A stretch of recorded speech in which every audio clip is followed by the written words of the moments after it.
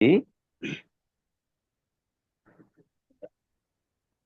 దినం వాక్య ధ్యానము నిమిత్తమై లూకాసు వార్త 10వ అధ్యాయం 38 నుండి ఆఖరి వరకు చదువుకుందాం.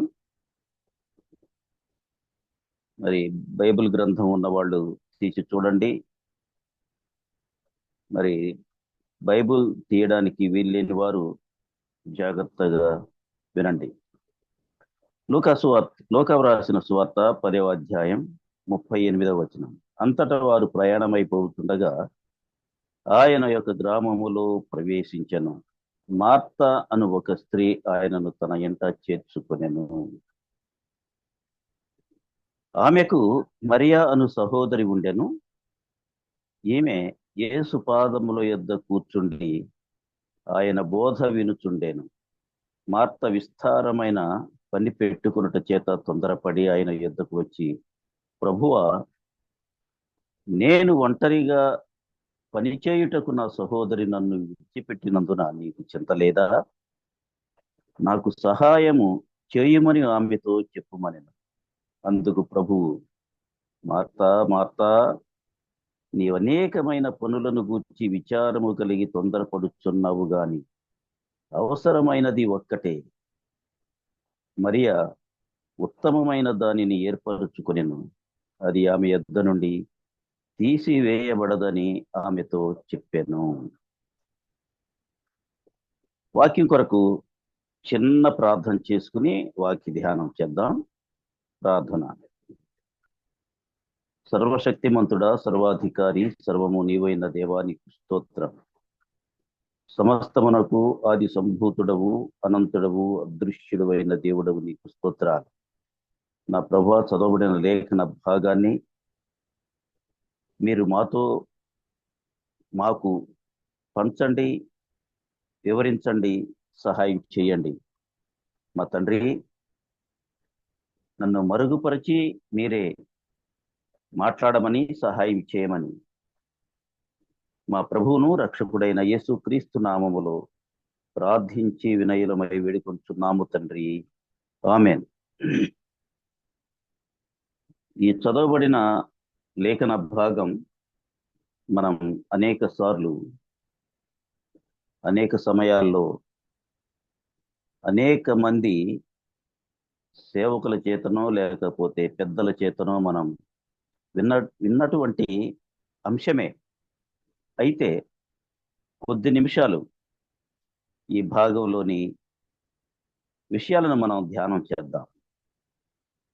ఇక్కడ వ్రాయబడినటువంటి మాట, అంతట వారు ప్రయాణమై పోవుచుండగా ఆయన ఒక గ్రామములో ప్రవేశించెను. అంతటా వారు ప్రయాణమైపోతుండగా, అంతటా వారు అనగా ఎవరు?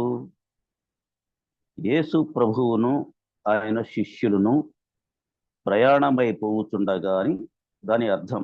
వారు అనగా యేసు ప్రభువు వారు ఆయన శిష్యులతో కూడా ప్రయాణమైపోతుండగా ఆయన ఒక గ్రామములో ప్రవేశించను. ఇక్కడేమో ఆయన ఉన్నది, ఇక్కడేమో వారు ఉన్నది. ప్రారంభంలో వారు అని ఉన్నది, తదుపరి ఆయన అని వ్రాయబడింది. ఇక్కడ వారు అన్న ఆయన అన్న ఒక్కటే, అంతేకాని వేరు కాదు. ఆయన అనగా ఆయనతో పాటు ఉన్న వారు కూడా అని దాని అర్థం. అయితే ఇక్కడ మనం గమనించవలసిన విషయం, వారు ఆయన ఒక్కరే అనగా ఆ 12 మంది శిష్యులు ప్లస్ యేసు క్రీస్తు ప్రభువారు మొత్తం 13 మంది ఆ గ్రామములో ప్రవేశించాను అని దాని అర్థం. అయితే వారు గ్రామములో ప్రవేశించగా మార్త అను ఒక స్త్రీ ఆయనను తన ఇంట చేర్చుకొనెను. మార్త అను ఒక స్త్రీ ఆయనను తన ఇంట చేర్చుకొనెను. తన ఇంట చేర్చుకొని అనగా ఆ గ్రామంలో ఆ 13 ప్రవేశించారు. ప్రవేశించిన వెంటనే మార్త అను ఒక స్త్రీ వారిని సాదరంగా ఆహ్వానించి ఉండాలి. లేకపోతే బ్రతిమలాడి ఉండాలి. అయ్యా, ఒకసారి మా ఇంటికి వచ్చి ఆతిథ్యాన్ని తీర్చుకొని వెళ్ళండి, కొంచెం సేపు విశ్రమించి వెళ్ళండి అని తన ఇంట చేర్చుకుని ఉండవచ్చు. అది మొట్టమొదటిసారా, లేకపోతే ఇంకా ఇంతకి క్రితం అలాగా ఆహ్వానించి ఆతిథ్యాన్ని ఇచ్చినటువంటి కుటుంబమా అనేది మనకి ఇక్కడ ఇతిమిద్దంగా తెలియదు. కానీ ఆమె అయితే, అనగా మార్త అయితే వారిని తన ఇంట చేర్చుకున్నది. ఏమి చేస్తూ ఉన్నది? ఆమె చెప్పిన మాట, ప్రభువా, నేను ఒంటరిగా పనిచేయుటకు నా సహోదరి నన్ను విడిచిపెట్టినందున నీకు చింత లేదా? అనగా మార్త చేసిన పని ఏమిటి అంటే, వారిని ఆహ్వానించింది, ఆదరించింది, ఆతిథ్యం ఇయ్యటానికి ఏర్పాట్లు చేస్తూ ఉంది. ఆతిథ్యం ఇయ్యటానికి ఆ ఏర్పాట్లలో తల మునకలై ఉన్నది.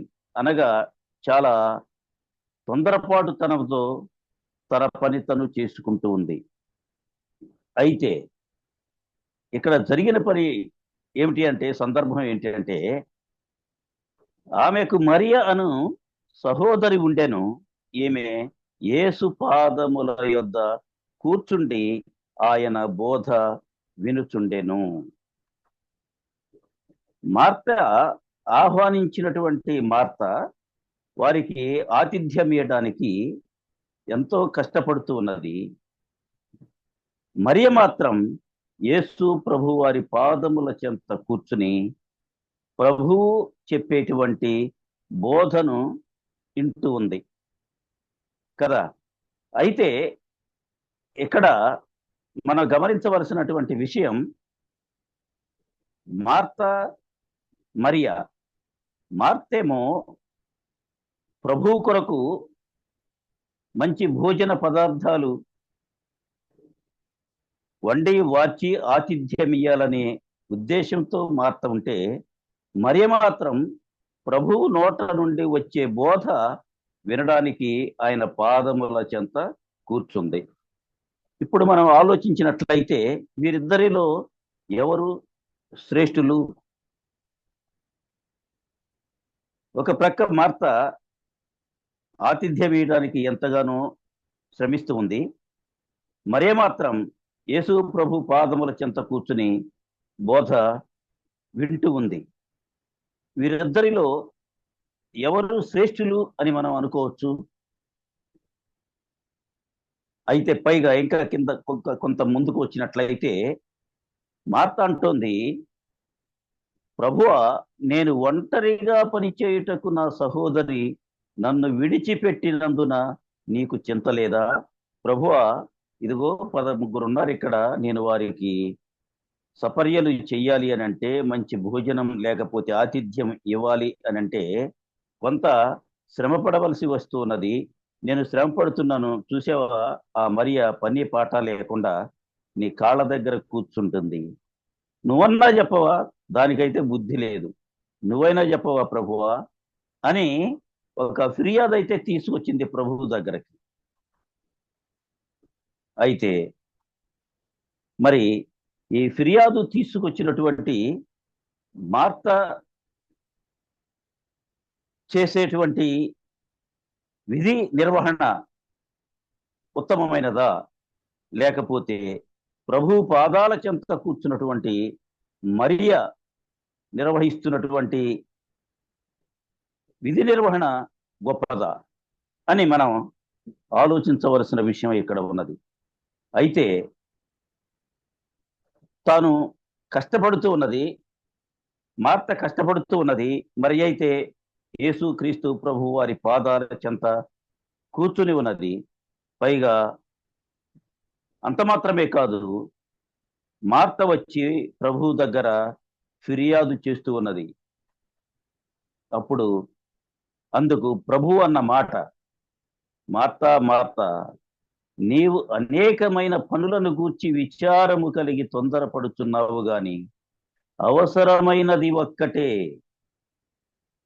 మరియా ఉత్తమమైన దానిని ఏర్పరచుకొనెను ఏర్పరచుకొనెను అది ఆమె యొద్ద నుండి తీయబడదని ఆమెతో చెప్పెను. మనము కూడా దైవజనులను గాని, పెద్దలను గాని, లేకపోతే అతిథులను గాని మన ఇంటికి వచ్చినప్పుడు వాస్తవానికి ఆహ్వానించాలి.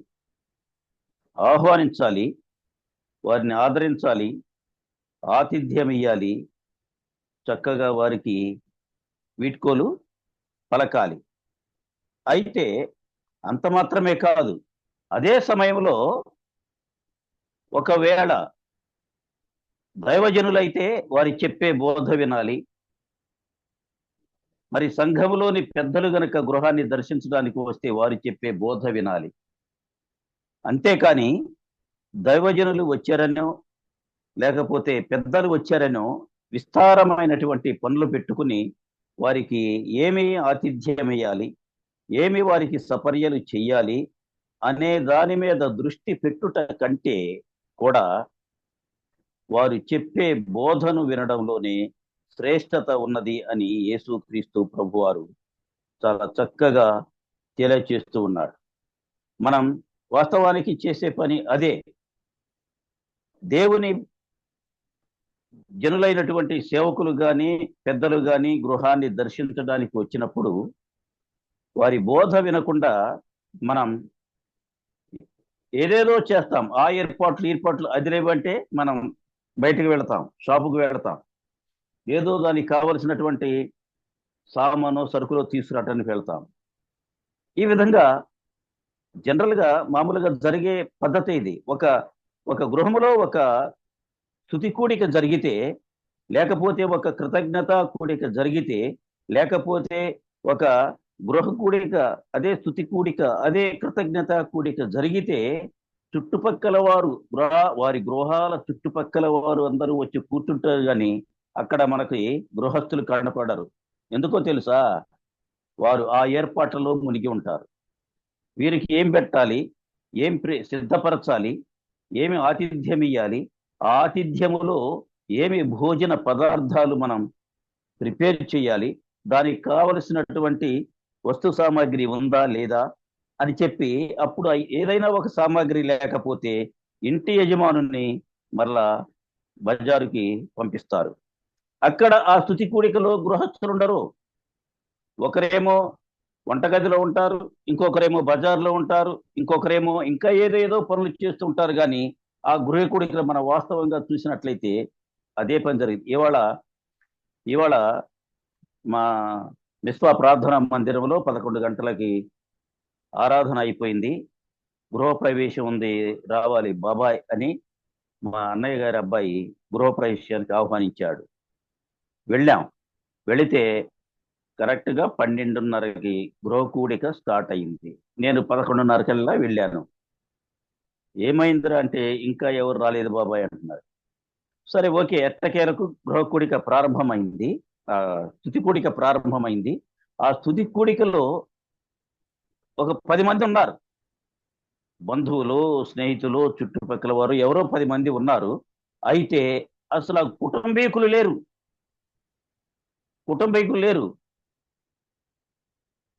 ఇంటి యజమానేమో ఎవరినో ఆహ్వానించడానికి వెళ్ళారు. ఇంటి యజమానురాలేమో వంటగదిలో ఏదో పని చేసుకుంటూ ఉంది.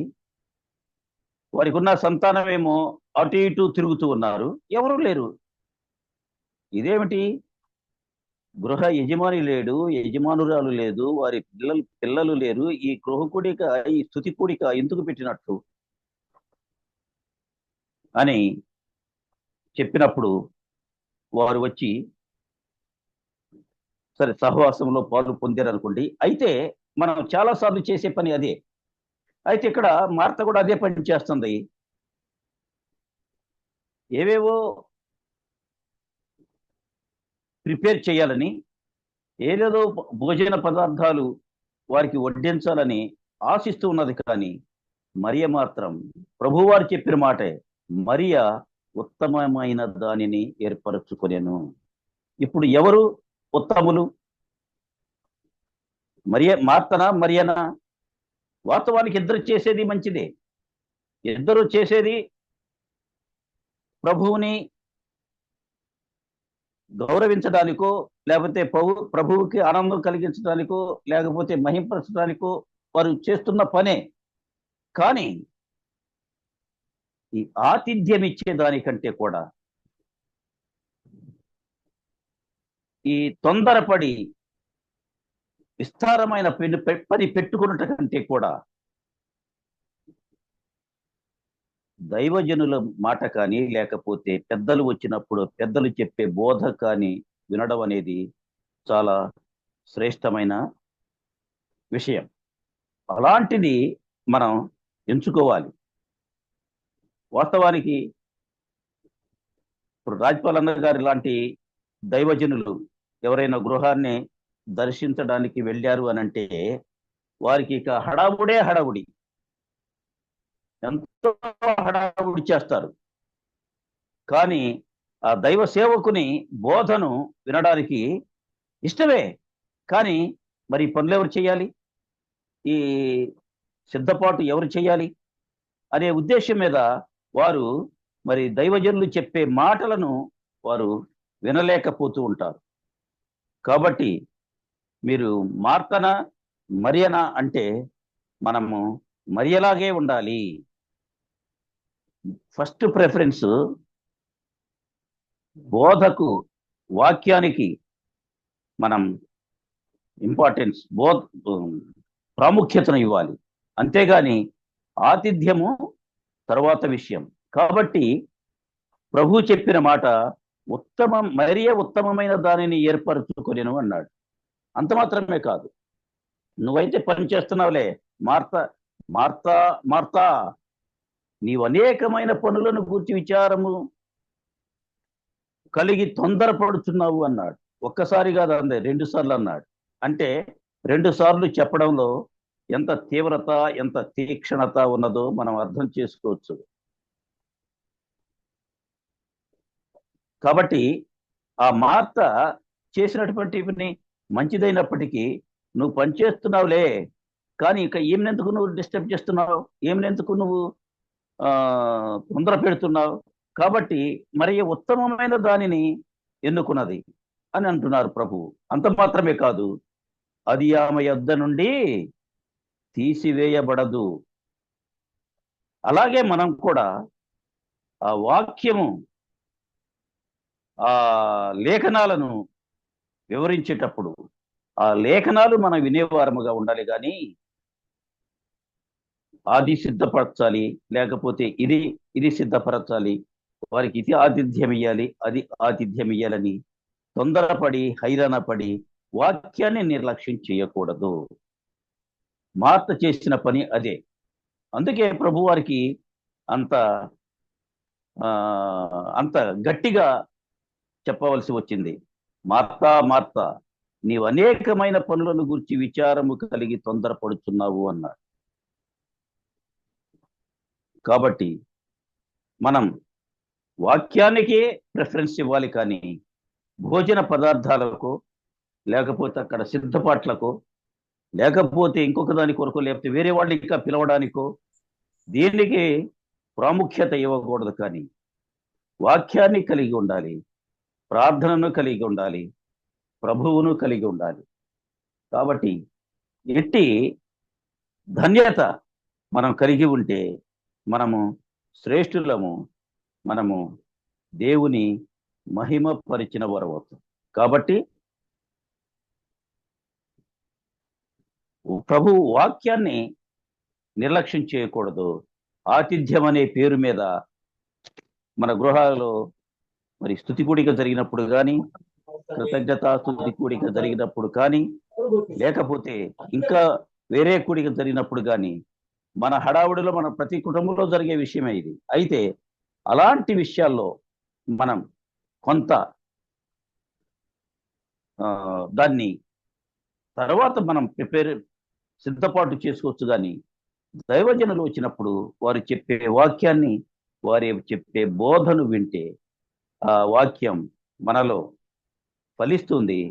మరి ముప్పదంతులుగా, అరవదంతులుగా, నూరంతులుగా ఫలిస్తుంది.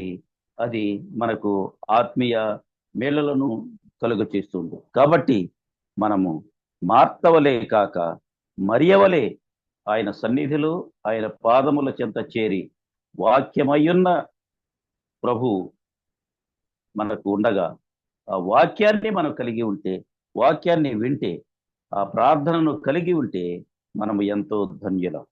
కనుక మనం మరి మార్తవలే కాక మరియవలే జీవిస్తే ఎంతో ధన్యులం. కనుక ఈ చిన్న వాక్యాన్ని దేవుడు మన వినికిడిలో దీవించును గాక. ఆమేన్. ప్రార్థన చేసుకుందాం. ప్రార్థన పెద్దన్న గారు ఉన్నారు. మరి పెద్దన్న గారు ప్రార్థన చేస్తారా? ముగింపు ప్రార్థన. అన్న వాక్యం చెప్పిన మీరు చిన్న ప్రార్థన చేసి వాళ్ళకి. ఇంతకుముందు 2 సార్లు చేశాను కదా, నేను చేయలేదు బ్రదర్. పెద్దన్న గారు సరే, వారు లైన్లో రావట్లేదు కాబట్టి ఇక అన్నా రమేష్ గారి అన్నా ఓకే, ప్రేయర్ చేయమన్నారా? చెప్పండి, మీరే చెప్పండి. నన్ను చేయమన్నారా ఎట్లా? లేదన్నా, మీరు ఏమైనా చెప్పదలిస్తే చెప్పండి. ఓకే, ఏం లేదు. అందరికీ వందనాలండి. Thank you. రేపు మార్నింగ్ ఎర్లీగా వచ్చేయండి, లేట్ చేయకండి. మంచి వర్తమానం. ఈరోజు విస్తారమైన పనులు పెట్టుకోకుండా దేవుని పని మీదే ఉత్తమమైన దాన్ని ఏర్పాటు చేసుకుంటే మంచిది. పరిశుద్ధరావు అలాగే ఉత్తమమైనది ఏర్పాటు చేసుకున్నారు. అందుకే విస్తారమైన పనులు పెట్టుకోకుండా రెగ్యులర్గా మీటింగ్కి వస్తున్నారు. మీరు కూడా అలా రెగ్యులర్గా మీటింగ్కి వస్తే మీరు కూడా మార్తలు కాదు మరియలు అవుతారు. ఆమె ఉత్తమమైనది కోరుకుంది. మీరు కూడా అలా ఉత్తమమైన దాన్ని కోరుకోవాలని ప్రేమతో మనవి చేస్తూ సెలవు తీసుకుందాం. కన్నా ప్రార్థన ఎవరు? రమేష్ బ్రదరా? రమేష్ బ్రదరే చేస్తారు. చిన్న ప్రేయర్ చేయండి బ్రదర్. ఓకే.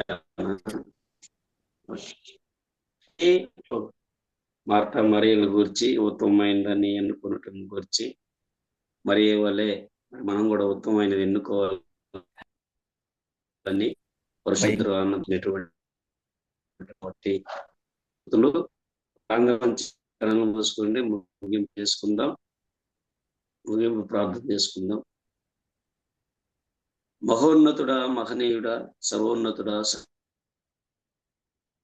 సర్వశక్తిమంతుడా, సర్వాధికారి ఉన్నట్టుగా మీ ఘనమైన నామానికి అనలేని మరి మాతో మాట్లాడినటువంటి విధానం బట్టి స్తోత్రాలు.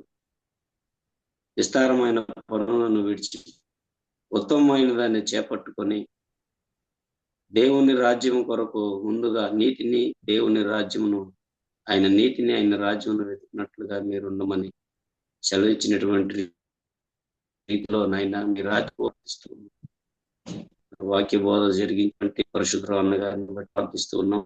వీడకు మరింత పరిపూర్ణమైన జ్ఞానం చాలా బహుమాత్రగా మీరు వాడుకున్నామని ప్రార్థిస్తున్నాం. విన్నటువంటి వీడులందరినీ కూడా దీవించి అయినా మరి వారి యొక్క కుటుంబాలలో మేలులు, క్షేమాలు విన్నటువంటి వాక్య భాగాన్ని బట్టి మరి చేయాల్సినటువంటి పని ఏదో వారు కనుక్కొని ఉత్తమమైన దాన్ని చేపట్టుకొని జీవితాలు సరి చేసుకున్నట్టుకు కృప దయచేయమని ప్రార్థిస్తూ ఉన్నాం.